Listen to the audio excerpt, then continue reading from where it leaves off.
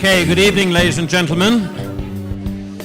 Welcome to Marie's launch at the Kitsch Bar. Now, stand up.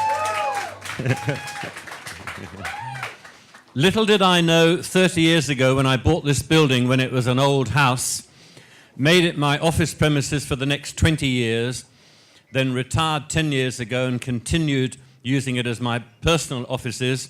Then I realized it was far too big for what I needed. So I put a sign up here saying for lease. And a lady walked in one day and said, I want to make it into a cafe. And I said, well, go ahead.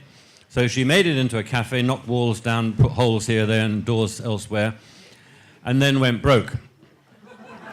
Which the next person did, and the next person, and the next person, until Ian Lawless, one of the MasterChef stars of Australia, realized the potential for the garden area that you're all having a lovely time in now, and the inside, and he came along and redid it again and launched it about 14 months ago as the Kitsch Bar. And believe you me, if you come here between a Tuesday and a Saturday, it's like tonight, it's full.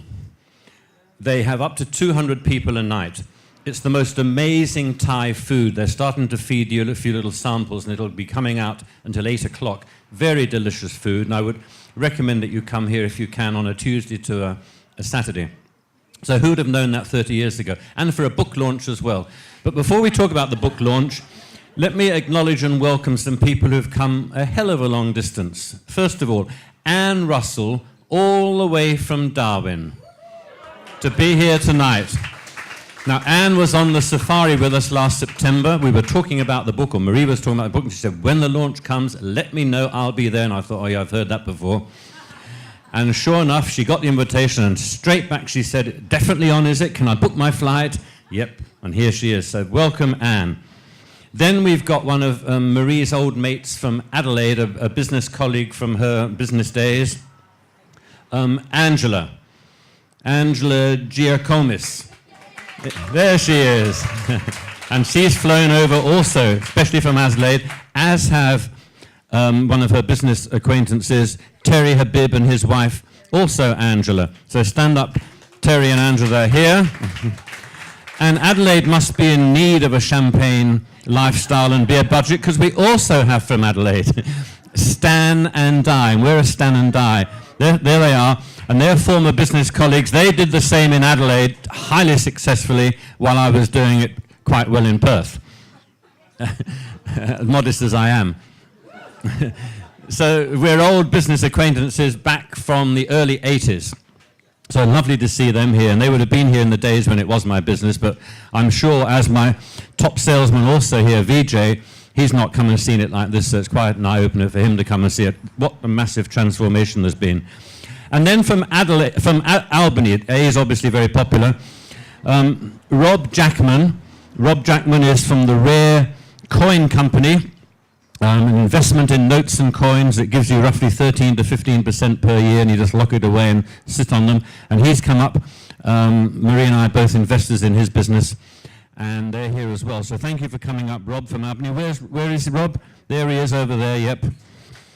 And around the room, you've got these lovely old, not drums, what do they call them?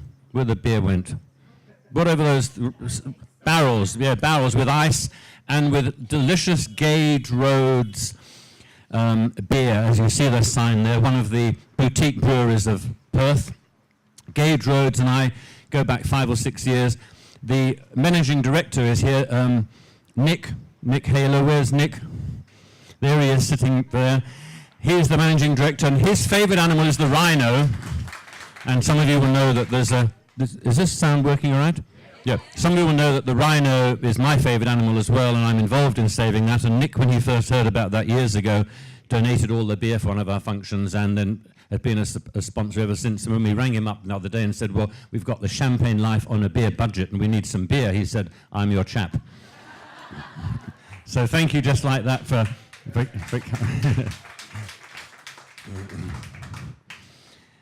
So there's the introductions.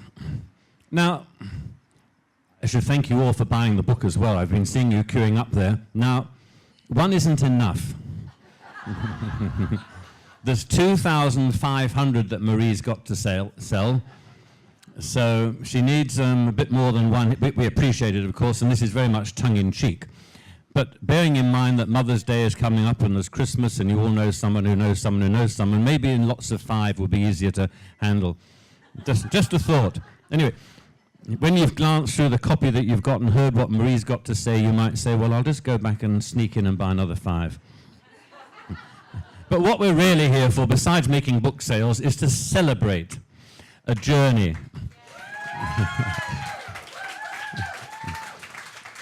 And I've been pretty close to this journey for the last 2.5 years, and it's been a heck of a journey, I have to say. Blood, sweat, and tears don't nearly describe it. It's not just sitting down and typing away and writing it, and it just all falls into place. There's far, far more than that.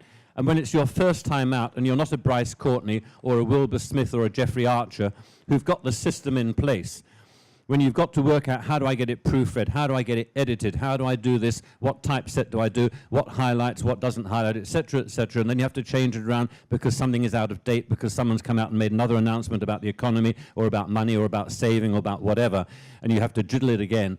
It's been going on for so long, and I'm not going to steal the thunder from Marie because she'll probably tell you a little bit about it. I hope she does. I hope she doesn't undersell herself. She has tried really, really hard to put together what I know, and I'm reasonably financially savvy, and I read this through, not this version you've got, I read the version before that. And there's over 100 websites referring you to things that you can go and find out more about.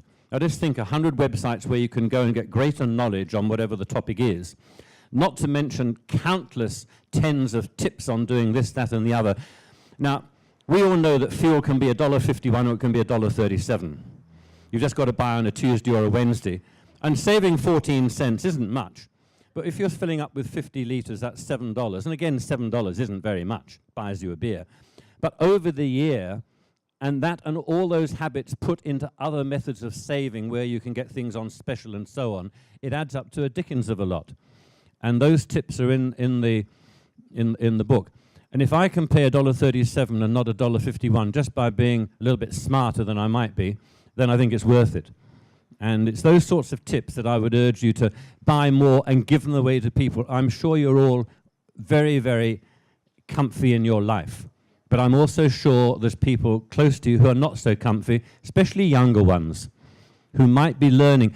I was talking to someone, she's got a 25-year-old friend who works in the mines, earns $125,000 and spends about $130,000. Well, there's nothing too clever about it. Bloody good to be earning 125, but not so clever at spending 130, because you think that's the thing to do with these younger generations. So there's some tips there that and it's okay now, but a lot of people don't live for, you've got to remember, you don't live for day, you've also got to look after yourself when you're 50 plus or 60 plus, when you no longer can work in the mines or earn a lot of money.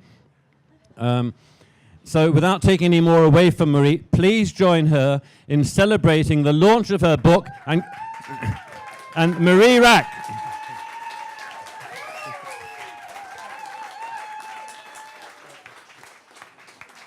Drop another one.